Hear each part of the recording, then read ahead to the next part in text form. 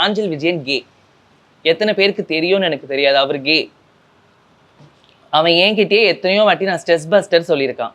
இதெல்லாம் என்கிட்ட ஷேர் பண்ணியிருக்கான். அப்படி இருக்கும் போது என்ன சொல்றதுன்னு தெரியல. ஒருத்தவங்க இது மாதிரி இருக்கோன்னா என்ன இதை கூட நான் ஏன் சொல்றேன்னா ஃப்ரெண்டுன்னு சொல்ல மாட்டேன். பட் அவன் என்ன ஃபேமஸ் ஆகணும்னு என்ன அழிச்சிட்டு இருக்கான். என்னை பற்றி தப்பா போடுறான். நீங்க யோசிங்க, எத்தனை பேர் ரீசெண்டா அவனுக்கு ஏதோ ஒரு பிரச்சனைன்றதால தாங்க வந்தான். ரீசெண்டாக ஒரு பிரச்சனை வந்தது. அந்த பிரச்சனையில காசு யாரோ தரணுமா, அவங்க காசு கொடுத்தா வந்து ப்ராப்ளம் ஆகும்னு வைஷு திருப்பி இன்வால்வ் பண்ணி எனக்கு பேசி அவனே தான் ஃப்ரெண்ட்ஸாக இருக்கலாம், நம்ம பேசலாமோ நானும் சொன்னேன், நம்ம ஃப்ரெண்ட்ஸாக இருக்கலாம், பழையசெல்லாம் மறந்துடலாம், இதோட எனக்கு ஒரு நன்றி ஃப்ரெண்டு நீ அப்படின்னு சொல்லி நானே சொல்றேன். இப்பயும் அவன் கூட பேசினா ஃப்ரெண்டுன்னு தான் சொல்லுவான். ஆனா இதுக்கப்புறம் அவன் ஃப்ரெண்ட்ஷிப்பே எனக்கு வேண்டாங்க. அவனால என் வாழ்க்கை எப்படி போகுது தெரியுமா? என்னை பத்தி வேணுன்ட்டு சொல்லிட்டே இருந்தாங்க. பப்ளிக்ல எவ்வளவு பேர் என்ன திட்டுறாங்க தெரியுமா? எனக்கு கஷ்டமா இருக்குங்க. என் கையில 10 ரூபாய் இல்லை காசு கூட.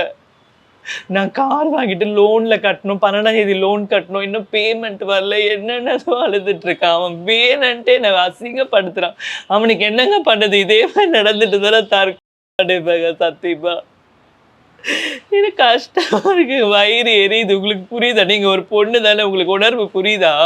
நீங்க சொல்லுங்க, லவ் பண்ணும்போது வீடியோ எடுத்து வச்சுப்பீங்களா படுக்கிறத? எல்லாரும் கேட்குறாங்க, பைத்தியமாடி நீ வீடியோ எடுத்து வச்சுக்குவேன். நான் எதுக்குங்க வீடியோ எடுத்து வைக்கணும்? அவனை லவ் பண்ணன்னு தானே பேசினேன். அப்படி இருக்கும் போது அவன் இப்படி பண்ண. நான் ஒன்னே ஒன்று சொல்றேங்க, உண்மையா அந்த குழந்தை மேல வைஷு சகோதரின்றான்ல, அவளை தொடலையான அந்த குழந்தை மேல சத்தியம் பண்ண சொல்லுங்க.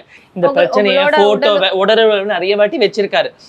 சத்தியம் பண்ண சொல்லுங்க. நான் எல்லாரும் எதுலயும் மன்னிப்பு கேட்டுட்டு இந்த வீடியோ போஸ்டர்லாம் டெலீட் பண்ணிட்டு ப்ராமிஸா சொல்றேன், அவன் சவகாசமே வேணா விட்டுட்டு போயிடுறாங்க. உண்மையாவே போயிடுறேன். எனக்கு இந்த பிரச்சனையே வேண்டாம். இல்ல ஒரு விஷயம் எல்லாரும் என்ன சொல்றாங்கன்னா, இவங்க 2 பேரும் பேசி வச்சுக்கிட்டு எல்லாம் பண்றாங்களோ அப்படிங்கிற ஒரு பேச்சு. இல்லங்க, ஆரம்பத்துல வந்துட்டு இது நடந்தது. இது முன்னாடி சொன்னான், பேசி வச்சுக்கிறது முன்னாடி சொன்னான். நம்ம இதெல்லாம் முன்னாடி சொன்னான், பேசி வச்சான், உண்மையா பேசி வச்சான். இப்படி பண்ணா என்ன, திருநங்கைகள் எல்லாம் கேஸ் என்ன எடுப்பாங்க, இப்படிலாம் நாளைக்கு என்ன கம்ப்ளைண்ட் கொடுத்தீங்கன்னா என்ன ஆகும் அப்படின்னு சொல்லிட்டு அட்வொகேட் ரெஃபர் பண்ணதே நாஞ்சில் விஜயன் தான். ஆமா அப்படின்னு சொல்லிட்டு இவன் தான் சொன்னான். அப்படி இருக்கும்போது நாளைக்கு பிரச்சனையாகும் போது அதே அட்வொகேட் வந்தனே உனக்கு ஷாக். நீங்க ஃபர்ஸ்ட் ஒரு பிரஸ் மீட் கொடுத்தீங்களா, அது யார் சொல்லி கொடுத்தீங்க? நாஞ்சில் விஜயன் வந்து முன்னாடி என்ன பண்ணானா, முன்னாடி கொடுத்த ஐடியா இதை வந்து கொடுக்கும்போது நான் சொல்லிட்டேன், இந்த கதை வேண்டாண்டா, இந்த பிரச்சனையை விட்டுடலாம், இது நார்மலாக போட்டோம், எனக்காக நான் மேலே கம்ப்ளைண்ட் கொடுப்பேன் அன்னைக்கு பாரு அப்படின்னு. சொல்லுங்க எனக்கும் ப்ராஜெக்ட்ஸ்லாம் கிடையாது, நல்லா இருக்கும் லைஃப் அப்படின்னு சொன்னான். அவனை மாதிரி நான் கேவலமாக ரெக்கார்ட் பண்ண மாட்டேன், நான் ஆப்பிள் ஃபோன் யூஸ் பண்ணுறேன். அவனும் ஆப்பிள் ஃபோன் தான், பட் எப்படி ரெக்கார்ட் பண்ணுறான்னு எனக்கு தெரியல. அவன் கூட தயவு செய்து பழகிறவங்க எல்லாருமே எனக்கு பண்ணது தான் உங்களுக்கும் பண்ணுவான். அவனை நம்பாதீங்க.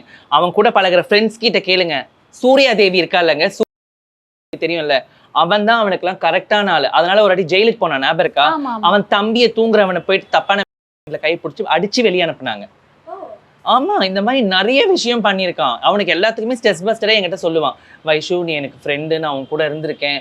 இதை விட ஓப்பனா இன்னொன்று சொல்லணுங்க, அவன் என் கூட கொஞ்ச நாள் பழகினான், பேசினான், பண்ணோம், எல்லாம் ஓகே. அவன் என்ன ஃப்ரெண்ட்ஸ் கூட பார்ட்டிக்கெல்லாம் கூப்பிட்டு போகிறது, என்னை வச்சு பசங்களை காமிச்சா பசங்க வருவாங்கன்னு பசங்க கூட மேட்ரு பண்ணுவாங்க. இது அவங்க குடும்பத்துக்கு தெரியுமான்னு தெரியாது. இவ்வளோ தூரம் நடந்ததுக்கு அப்புறம் நான் என்னால் மறைக்க முடியாது. என் வாழ்க்கை போயிட்டு இருக்குங்க.